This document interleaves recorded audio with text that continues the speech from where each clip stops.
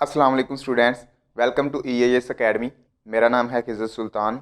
Students, जैसा कि आप जानते हैं कि हमने फ़्लो चार्ट का टॉपिक स्टार्ट किया था। हमने सबसे पहले फ़्लो चार्ट को देखा, उसकी जो है रिक्वायरमेंट्स को देखा, उसकी इम्पोर्टेंस को देखा। अब हम उसका एग्जांपल उसकी करेंगे। हमने देख लिया फ़्लो चार्ट क्या होता है, इसकी इम्पोर्टेंस क्या है, इसको बनाने के लिए कौन कौन सी चीज़ें रिक्वायर हैं, हमें ये सब पता चल गया। अब हम इसको बना के देखेंगे कि प्रैक्टिकली जब हम इसको बनाते हैं तो हम इसको किस तरह बनाएंगे, किस तरह ड्रा करेंगे। तो जब हमने फ़्लो चार्ट का टॉपिक शुरू किया था तो मैंने कुछ चीज़ें आपको बताई थी, जिसमें उसकी कुछ रिक्वायरमेंट्स थी और सिंबल्स थे। रिक्वायरमेंट्स उसकी क्या थी कि हर फ़्लो चार्ट में जो है वो क्या रिक्वायरमेंट्स हैं, उसमें इनपुट, आउटपुट और प्रोसेसिंग, और इसके साथ साथ क्या थी, डिसीजन मेकिंग। लेकिन ये क्या थी, ऑप्शनल थी, चॉइस पे थी, यानी कि ये कहीं पे लग सकती थी और कहीं पे नहीं। जहाँ पे इसकी ज़रूरत हो वहाँ पे हम इसे इस्तेमाल करेंगे, जहाँ पे इसकी ज़रूरत ना हो हम इस्तेमाल नहीं करेंगे। उसके बाद थे हमारे सिंबल्स। सिंबल्स में हमने मेन काम ही हमारा सिंबल्स को याद रखना है। मैंने आपको बताया था पिछले लेक्चर में कि आपने सिंबल्स याद रखने हैं, आपने सिंबल्स को नहीं भूलना। सिंबल्स अगर आपको याद होंगे तो आपका फ़्लो चार्ट आपको बनाने का पता होगा। जब आपको सिंबल्स याद होंगे तो आपको फ़्लो चार्ट बनाने में मुश्किल भी नहीं पेश आएगी। ठीक है, तो फ़्लो चार्ट की एग्जांपल शुरू करने से पहले एक छोटी सी चीज़ मैं आपको बता दूं कि जब हम अपना डाटा सेव करते हैं या इनपुट देते हैं, जब भी हमने अपनी इनपुट देनी है ना कंप्यूटर में, जब वो सेव होनी है वो एक पर्टिकुलर नेम से सेव होनी है। फॉर एग्ज़ाम्पल अगर हमने 2 सेव करना है ना, तो 2 को एक नेम दिया जाएगा। नेम क्या दिया जाएगा, फॉर एग्ज़ाम्पल यहाँ पे ए असाइन टू 2 या 2 असाइन टू ए। ठीक है, यहाँ से ऐसे पढ़ा जाएगा 2 असाइन टू ए। ये इक्वल टू का साइन नहीं है, कंप्यूटर की ज़ुबान में ये असाइन का नाम है। फॉर एग्ज़ाम्पल किसी को ये चीज़ उसको असाइन कर देना, उसके नाम कर देना। ठीक है, तो यहाँ पे भी ये 2 इसको असाइन किया गया, ये इसके इक्वल नहीं है, इसको दिया गया है। ठीक है, जब हमने 2 को लेना है तो हम इसको लेंगे, ए को पकड़ेंगे। जब भी हमने 2 को लेना है या 2 के पास जाना है या 2 का नाम लेना है तो हम ए का नाम लेंगे, तो हमारे पास 2 खुद ब खुद आ जाएगा। ठीक है, तो ये चीज़ होती है कि जब भी हम कंप्यूटर में वैल्यू एंटर करते हैं तो एक पर्टिकुलर नेम से उसे सेव होती है कंप्यूटर के अंदर, और इसे वेरिएबल भी कहते हैं। ठीक है, तो ये चीज़ थी। और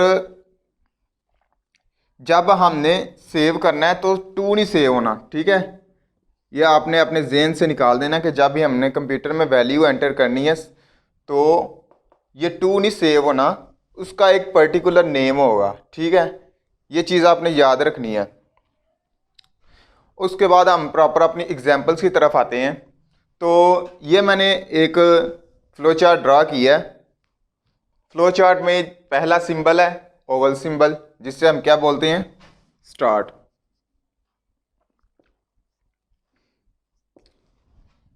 ठीक है, उसके बाद है पैरेललोग्राम। ये किस लिए यूज़ होता है, इनपुट और आउटपुट के लिए। ठीक है, इनपुट, ये आउटपुट। पहले इनपुट और फिर आउटपुट, यानी कि इनपुट होगी फिर उसमें प्रोसेसिंग होगी। ये कौन सा सिंबल है, रेक्टेंगल, इसको क्या कहते हैं, प्रोसेस। इसमें क्या होगा, प्रोसेसिंग। पहले प्रोग्राम स्टार्ट हुआ, फिर उसके बाद इनपुट दी, फिर उसके बाद थोड़ी सी प्रोसेसिंग हुई, और प्रोसेसिंग के बाद हमें आउटपुट मिल गई, और आउटपुट मिलने के बाद प्रोग्राम एंड हो गया। अब प्रोग्राम चलने की एग्जांपल मैं एक छोटी सी देता हूँ एक सॉफ्टवेयर से। जब भी आप कंप्यूटर के अंदर कोई सॉफ्टवेयर चलाते हैं, कोई गेम हो गई या कोई ब्राउज़र हो गया, आप गूगल ओपन करते हैं या कोई ऐसा सॉफ्टवेयर जो आपने इंस्टॉल किया हुआ है। ठीक है, जब आप उसे ओपन करते हैं तो जैसे ही आपने क्लिक किया, क्लिक करने के बाद जब वो स्टार्ट होता है, स्टार्ट होने के दौरान जब वो प्रोसेसिंग करता है, वो क्या हो रहा है, प्रोसेसिंग हो रही है उसकी, ठीक है। प्रोसेसिंग होने के बाद वो प्रोग्राम चल जाता है, ऐसे ही है। जब आप उसको बंद कर देते हो चलने के बाद काम करके, तो वो क्या हो जाता है, एंड हो जाता है। इसी तरह इसमें भी यही होता है, पहले स्टार्ट होता है प्रोग्राम, उसके बाद इनपुट दी जाती है, उसमें उसमें थोड़ी सी प्रोसेसिंग होती है, वो आउटपुट दे देता है, और लास्ट में उसको क्या कर देते हैं हम, बंद कर देते हैं, उसको एंड हो जाता है उसका, ठीक है। तो ये मैंने आपको रिमाइंड करवा दिया कि ये कुछ चीज़ें थी। एक और चीज़ ये वाली फ्लो लाइन, ठीक है, ये देख लें, डायरेक्शन बता रहा है हमारा फ्लो चार्ट किस सिमत में जा रहा है। अभी तो ये बिल्कुल सीधा है, लेकिन जब हम डिसीजन मेकिंग वाली एग्जांपल्स करेंगे उसमें ये चीज़ आपको वाज़ह नज़र आ जाएगी कि हमारा फ्लो चार्ट किस जानिब जा रहा है, उसकी सिमत क्या है, ठीक है। तो पहले हम इस लेक्चर में हम 6 एग्जांपल्स करेंगे, ठीक है। तो 6 जो है वो अगले लेक्चर में करेंगे। वो क्यों? क्योंकि पहली 6 जो हैं बिल्कुल सिंपल हैं, ठीक है, बिल्कुल सिंपल हैं, और उससे नेक्स्ट जो हैं 6 वो डिसीजन मेकिंग पे हैं। तो आप इनको पहले अच्छी तरह समझें, इन पे आप अपनी ग्रिप अच्छी तरह बनाएं, फिर आप डिसीजन मेकिंग वाली पे जाएंगे, आपको फिर वो करने में आसानी होगी, इतनी मुश्किल पेश नहीं आएगी। तो इसमें जो हमारी पहली एग्जांपल है, एग्जांपल नंबर 1 है, वो ये बता रहा है कि हमने एक सेल्सियस वैल्यू लेनी है और उसको फ़ारेनहाइट में चेंज करना है। जैसे कि आप जानते हैं कि टेम्परेचर की वैल्यूज़ होती हैं सेल्सियस और फ़ारेनहाइट, ठीक है। उस हमने सेल्सियस देना है और उसने फ़ारेनहाइट में चेंज कर देना है। एग्जाम्पल नंबर 1,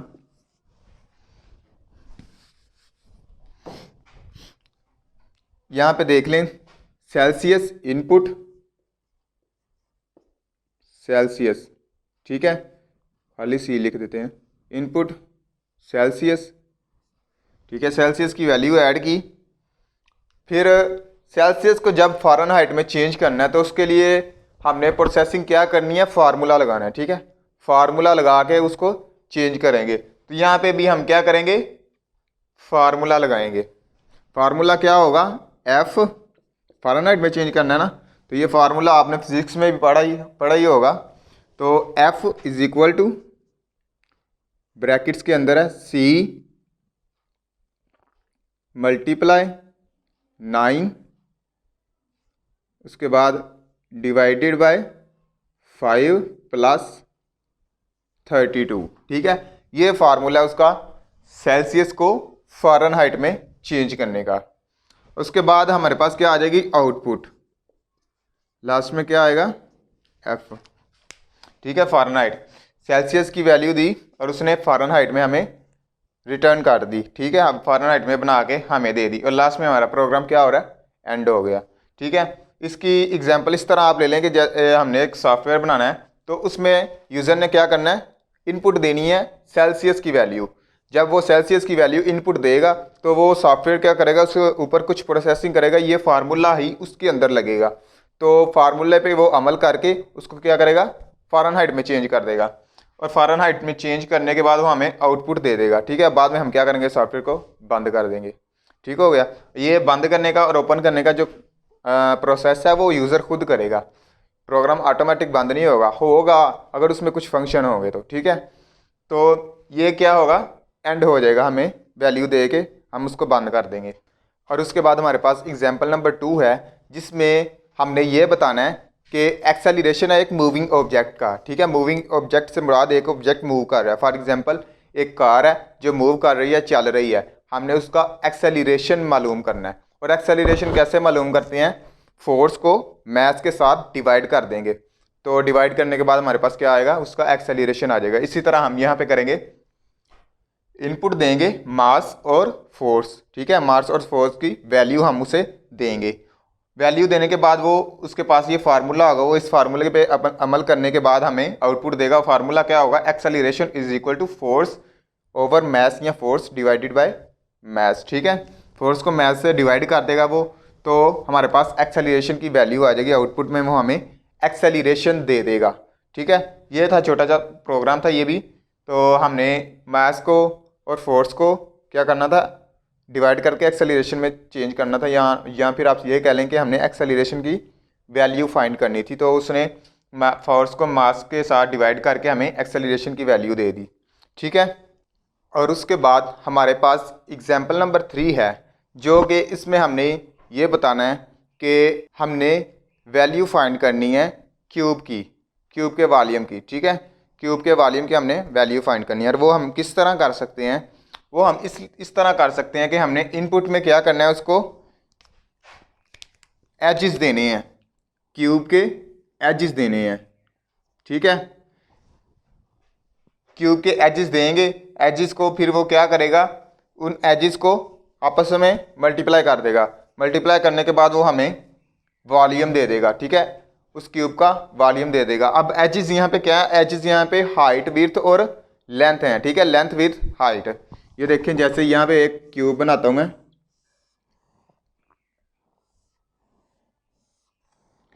इसी तरह का क्यूब होता है। ठीक है, एक एज ये है, एक एज ये है। ठीक है, लेंथ और विड्थ उसकी। ठीक है, ये लेंथ है और ये विड्थ है। ठीक है, और ये उसकी हाइट है, कितना ऊंचा है। ठीक है, तो हमने ये एजेस उसके क्या करने हैं, फाइंड करने हैं। यहाँ पे एजेस कर देंगे, एजेस मल्टीप्लाई एजेस मल्टीप्लाई एजेस, तो हमें क्या करेगा, वो वॉल्यूम दे देगा उसका। ठीक है, आउटपुट में वॉल्यूम उसने दे दिया। ठीक है, लास्ट में प्रोग्राम क्या हो गया, एंड हो गया। ठीक है, यहाँ पे आप आउटपुट लिख लें या प्रिंट लिख लें, इससे कोई फ़र्क नहीं पड़ेगा। ठीक है, आपकी बुक पे प्रिंट लिखा हुआ है, मैंने यहाँ पे आउटपुट लिखा हुआ है, इसकी कोई भी चेंजेस नहीं होंगी। ठीक है, ये सिर्फ शो कर रहा है, प्रिंट का भी मतलब वही है और आउटपुट का भी मतलब वो ही है। ठीक है, और उसके बाद हमारे पास एग्जाम्पल नंबर 4 है, जिसमें हमने ये बताना है कि प्लान इंटरेस्ट बताना है एक अमाउंट के ऊपर। ठीक है, हमने प्लान इंटरेस्ट बताना है उसका। तो ये एग्जाम्पल आप सिर्फ समझने के तौर पे रख लें कि सिर्फ आपने ये एग्जाम्पल करनी है। ठीक है, ये आपको प्लान इंटरेस्ट की समझ नहीं आएगी, ये बिजनेस रिलेटेड कोई चीज़ होती है।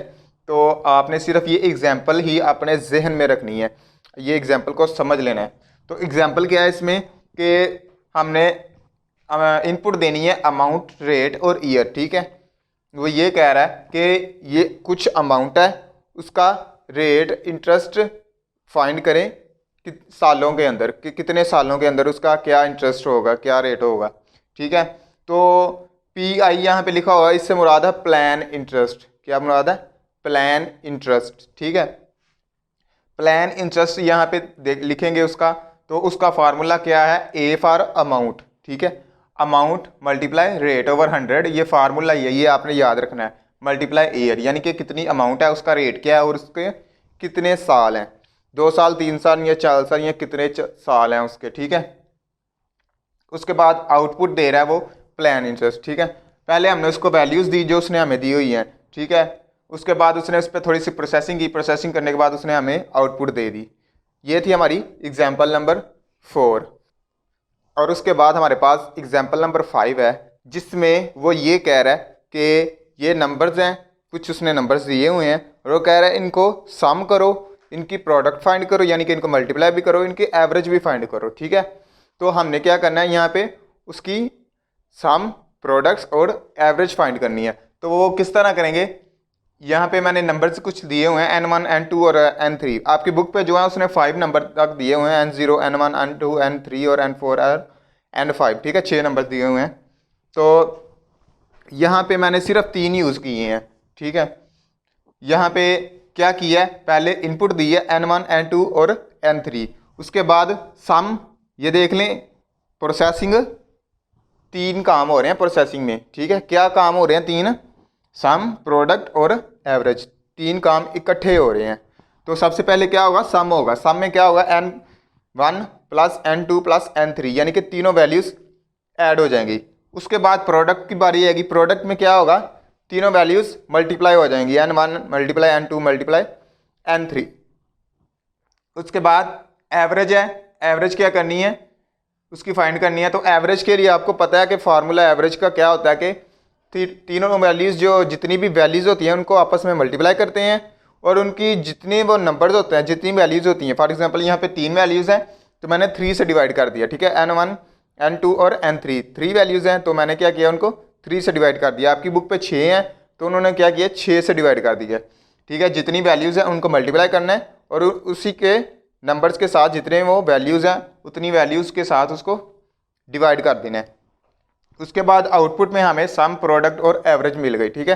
पहले क्या हुआ, सम हुआ, फिर उसके बाद प्रोडक्ट हुई और फिर उसके बाद हमारे एवरेज भी मिल गई, ठीक है। उसी तरह उसने तरतीब के साथ आउटपुट भी हमें दे दिया, सम, प्रोडक्ट और एवरेज।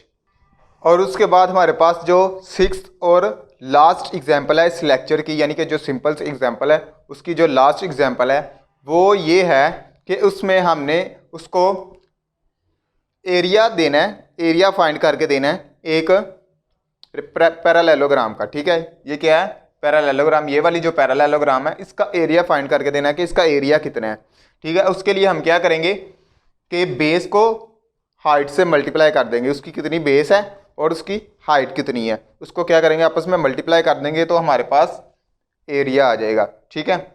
यहाँ पे पहले हमने इनपुट में बेस और हाइट की वैल्यूज़ दी, उसने उनको मल्टीप्लाई किया प्रोसेसिंग के बाद, फिर उसने हमें आउटपुट में एरिया दे दिया, ए मीन एरिया, ठीक है। ये शार्ट मैं यूज़ कर लेता हूँ, स्पेस कम है ना तो इस टाइम की भी बचत होती है और काम भी अपना हो जाता है। तो एरिया, ठीक है। एरिया उसने फाइंड कर लिया, बेस को हाइट से मल्टीप्लाई किया और एरिया फाइंड कर लिया, ठीक है। ये थी चंद एग्जांपल्स जो कि सिंपल एग्जांपल्स थी हमारे फ्लो चार्ट की। तो ये एग्जांपल्स आपने अच्छी तरह इनको करना है, ग्रिप इसके ऊपर करनी है, ठीक है। ये एग्जांपल्स होंगी, ये फ्लो चार्ट हमारा बनेगा, फ्लो चार्ट का पता होगा, हमें बनाने का पता होगा, तभी हम अपना सॉफ्टवेयर बना पाएंगे, ठीक है। सॉफ्टवेयर बनाने से पहले ज़रूरी है कि हम अपना फ्लो चार्ट बना लें, हमें फ्लो चार्ट बनाने का पता हो, उसके ऊपर हमारी पूरी ग्रिप हो, ठीक है। फ्लो चार्ट बनाने का पता होगा तो हम अपना सॉफ्टवेयर भी इजीली बना सकेंगे, ठीक है। ये एग्जांपल्स आपने अच्छी तरह याद रखनी है। तो नेक्स्ट लेक्चर में हम इंशाल्लाह इसकी बाकी की 6 एग्जांपल्स भी करेंगे और उसमें डिसीजन मेकिंग का ख़ास तौर पे जिक्र होगा कि वो हमने डिसीजन मेकिंग किस तरह लेनी है और वो क्यों आती है, ठीक है। तो मिलते हैं नेक्स्ट लेक्चर में। अल्लाह हाफिज़।